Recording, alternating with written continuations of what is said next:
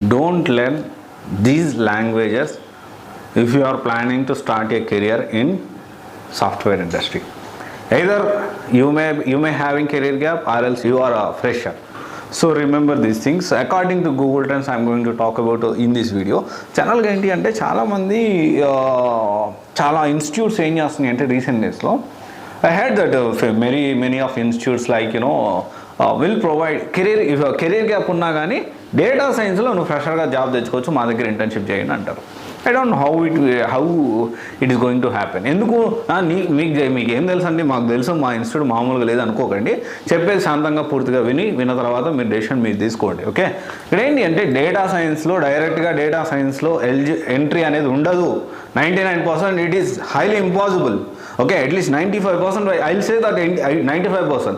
Only 5% people can crack, maybe that is also maybe, but most of the time data engineering అదొక different data analyst నుంచి Python నుంచి ఈ విధంగా వెళ్ళాల్సిందే కానీ డైరెక్ట్గా డేటా సైన్స్ నేను కోర్స్ నేర్చుకుంటా, నేను దానికి సంబంధించిన డేటా సైన్స్ సంబంధించిన ఒక ఇన్స్టిట్యూట్లో కోర్స్ నేర్చుకుంటా, పే ఆఫ్టర్ ప్లేస్మెంట్ అన్నారంటే జాబ్ అనేది రావడం కష్టం అవుతుంది. ఇది మనం అర్థం చేసుకో.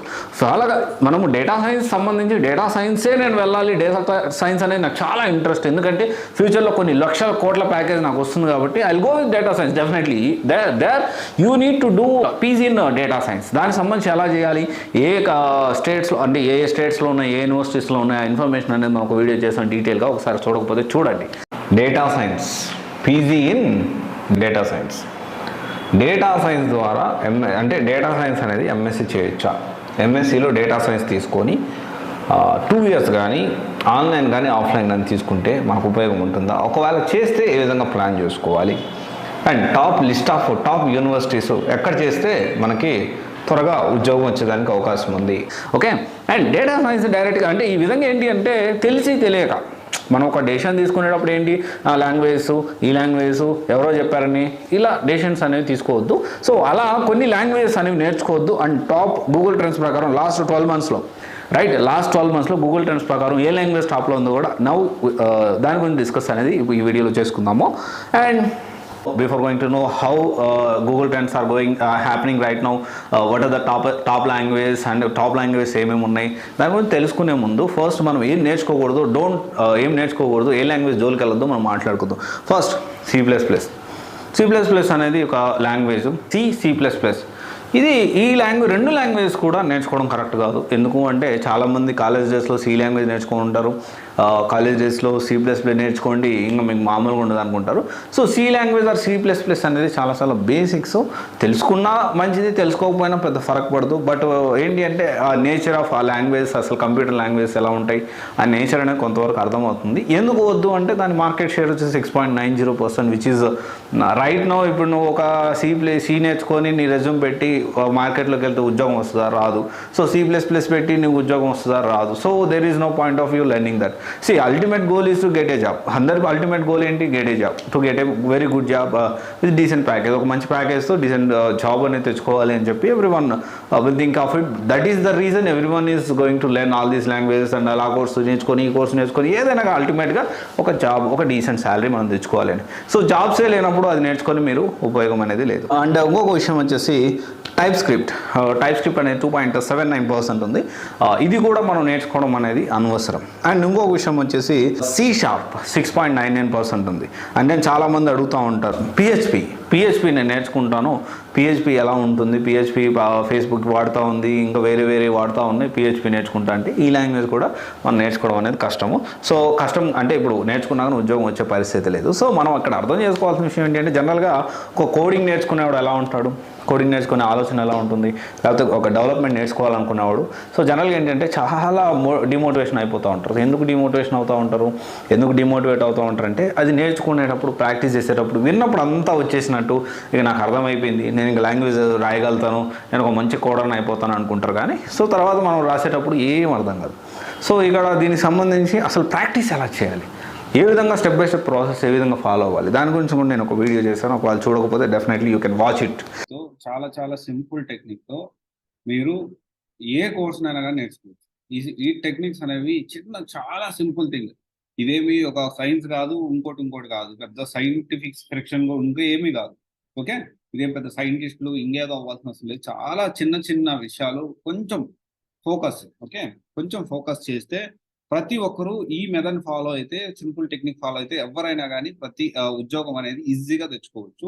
ఓకే, అండ్ దెన్ ఇక్కడ మనము సరే నేర్చుకోని లాంగ్వేజ్ గురించి మనం మాట్లాడుకున్నాము. నేర్చుకోవాల్సిన లాంగ్వేజ్ ఏంటి? నేర్చుకోవాల్సిన లాంగ్వేజ్ వచ్చేసి జనరల్గా ఏంటంటే టాప్ లాంగ్వేజ్ మనం మార్కెట్ పరంగా చూసుకుంటే according to Google trends last 12 months చూసుకుంటే ఆల్మోస్ట్ టాప్ ప్లేస్లో జావా ఉంది గూగుల్ ట్రెండ్స్ ప్రకారం. మనం ఇంత పాపులారిటీ గురించి మాట్లాడుకున్నాము, అది నిన్న ఒక వీడియో రీసెంట్గా మనం మాట్లాడుకున్నాము పాపులారిటీ గురించి. Now we are talking according to Google trends. Google ట్రెండ్స్లో టాప్లో ఏముంది అంటే టాప్లో జావా ఉంది, సెకండ్ ప్లేస్లో పైథాన్ ఉంది. రైట్, టాప్లో జావా ఉంది, సెకండ్ ప్లేస్లో పైథాన్ ఉంది. And you can see over display over there. So ఇక్కడ చూసుకోవచ్చు మీరు ఎంత ఉంది ఏంటి అనేది, ఎంత పర్సంటేజ్ ఉంది, జావా ఎంత ఉంది, తర్వాత పైథాన్ ఎంత ఉంది, తర్వాత పిహెచ్పి ఎంత ఉంది, పిహెచ్పి ఎంత ఉంది అనేది మనం చూసుకోవచ్చు. అండ్ దెన్ దీని తర్వాత జావా స్క్రిప్ట్ ఎంత ఉందో కూడా మనం చూసుకోవచ్చు. సో ఆల్మోస్ట్ ఏంటి అంటే ఇక్కడ ఈ 2 లాంగ్వేజెస్ అనేవి మనం నేర్చుకుంటే, నేను ఒక పైథాన్ నేర్చుకుంటే జాబ్ వస్తుందా, ఒక జావా నేర్చుకుంటే జాబ్ వస్తుందా అంటే అలాంటి పరిస్థితి అయితే లేదు. సో దానితో పాటు ఒక కాంబినేషన్ ఉంటుంది, డిఫరెంట్ కాంబినేషన్స్ ఉంటాయి. జావా అయితే ఎలాంటి కాంబినేషన్స్ మనం ఫాలో అవ్వాలి అనేది నేను చాలా డీటెయిల్గా వీడియో చేశాను. జావాతో పాటు ఏం నేర్చుకోవాలి, ఏం నేర్చుకుంటే మనకు త్వరగా జాబ్ వస్తుంది ప్రజెంట్ ఉన్న సిచ్యువేషన్ బట్టి, important topics or important domains, అంటే దాంట్లో సబ్ టాపిక్స్ ఏమున్నాయి, జావాలో ఏమేమి కాన్సెప్ట్స్ నేర్చుకోవాలి, దాని గురించి మనం మాట్లాడుకుందాం, ఈ 2 విషయాల గురించి. అండ్ పైథాన్ సంబంధించి కూడా చాలా ఎలాంటి డిఫరెంట్ కాంబినేషన్స్ మనం ప్లాన్ చేసుకోవాలని వీడియో కూడా చేశాను. Definitely you can go through it. Full stack Python ఇది. సో దీనికి సంబంధించి HTML5, CSS3, Java script, MySQL, Django, React with Redux, right, and also Python. ఈ డిఫరెంట్ కాంబినేషన్ వల్ల మీరు రియాక్ట్ JS సైడ్ వెళ్ళొచ్చు, మెన్ స్టాక్ డెవలపర్ అవ్వచ్చు. So ఏంటి అంటే మనం కెరీర్ గ్యాప్ వాళ్ళు ఎస్పెషల్లీ గుర్తుపెట్టుకోండి, do not go with development. ఎట్టి పరిస్థితుల్లో లాంగ్వేజెస్ సైడ్ మీరు వెళ్ళొద్దు. క్లియర్? ఓకే, పైథాన్ కానీ జావా కానీ వెళ్ళొద్దు. Most of the time it is very tough to clear the interview, it is very tough to pursue the job చేయడం కూడా కష్టమవుతుంది. ఎందుకు అంటే మనం ఫ్రెషర్గా వచ్చి కోడింగ్ నేర్చుకొని మనం జాబ్ క్రాక్ చేయడం కానీ జాబ్ చేయడం కానీ కష్టమైనప్పుడు ఎక్స్పీరియన్స్ క్యాండిడేట్గా వచ్చి ఎక్స్పీరియన్స్ పెట్టుకొని వెళ్ళాలంటే కష్టమైన పని. ఓన్లీ వన్ సినారియో ఏంటి, ఎక్స్పీరియన్స్ పెట్టుకొని నేను మేనేజ్ చేసుకోగలుగుతాను, నేను బాగా ఎక్కువ కష్టపడతాను, దెన్ యూ కెన్. ఇది ఒకసారి ఆలోచించి రైట్ డెసిషన్ తీసుకోండి. And don't waste your time by learning these courses like those courses are not having calls and all. Okay, thank you. This is Raj signing off. CYC Guidance Private Limited, one stop solution for all the oriented courses. Thank you.